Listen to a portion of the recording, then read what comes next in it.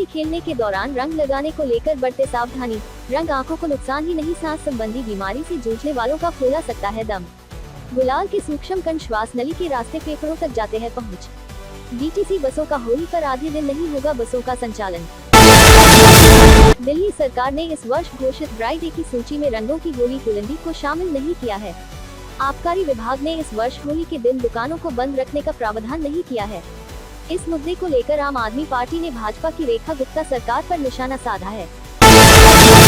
आम आदमी पार्टी के राष्ट्रीय संयोजक और पूर्व मुख्यमंत्री अरविंद केजरीवाल फांसी घर मामले में 6 मार्च को विधानसभा की विशेषाधिकार समिति के सामने पेश होंगे। केजरीवाल ने समिति को पत्र लिखकर सूचित किया है। उन्होंने स्पष्ट किया है कि यह पेशी उनके कानूनी और संवैधानिक अधिकारों को सुरक्षित रखते हुए होगी। उनके सभी कानूनी उपाय, आपत्तियां और दावे सुरक्षित रहेंगे। एनडीएमसी ने 4 दिवसीय पुष्प महोत्सव का मंगलवार को शुरू हुआ। मुख्यमंत्री रेखा गुप्ता ने कनॉट प्लेस स्थित सेंट्रल पार्क में पुष्प महोत्सव का उद्घाटन किया। एनडीएमसी की फाल्गुन माह और होली के आगमन पर नई दिल्ली को फूलों से सजाने की पुरानी परंपरा रही है। इसी क्रम में सेंट्रल पार्क में 18 सेक्शन में 15,500 से अधिक गमलों में 48 किस्मों के फूल प्रदर्शित किए गए हैं। प्रदेश कांग्रेस के अध्यक्ष देवेंद्र यादव ने दिल्ली की स्वास्थ्य व्यवस्था को लेकर आम आदमी पार्टी और भाजपा पर हमला बोला है। उन्होंने कहा कि कांग्रेस शासनकाल में करीब 60 निजी अस्पतालों को रियायती दर पर जमीन दी गई थी। इसके पीछे उद्देश्य था कि गरीब मरीजों को नामी अस्पतालों में मुफ्त इलाज मिले, मगर इन अस्पतालों में गरीबों का इलाज करने के नियमों का पालन नहीं हो रहा। एमसीडी के सबसे बड़े अस्पताल हिंदूराव अस्पताल की कैजुअल्टी में मंगलवार तड़के जमकर हंगामा हुआ। यहाँ 3 युवतियाँ और एक युवक नशे की हालत में इलाज के लिए पहुँचे थे।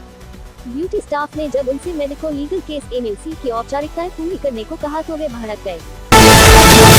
प्रदेश भाजपा ने पार्टी के केंद्रीय कार्यालय विस्तार में मंगलवार को पंडित दीनदयाल उपाध्याय प्रशिक्षण महाअभियान 2026 के तहत वक्ता प्रशिक्षण कार्यशाला आयोजित की।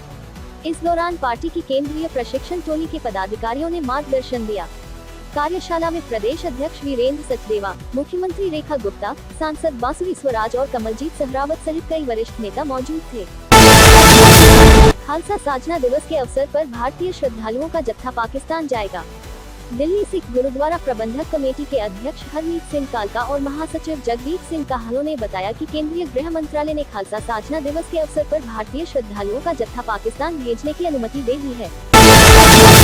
ईरान पर अमेरिका इसराइल हमले के विरोध में अलग अलग मुस्लिम संगठनों का जंतर मंतर पर प्रदर्शन किया। IJI एयरपोर्ट पर पश्चिम एशिया से पहुंची फ्लाइट, परिजनों से मिलकर खुश हुए लोग। IJI एयरपोर्ट से 80 इंटरनेशनल उड़ानें रद्द। ईरान इजरायल अमेरिका युद्ध के चलते की गई रद्द।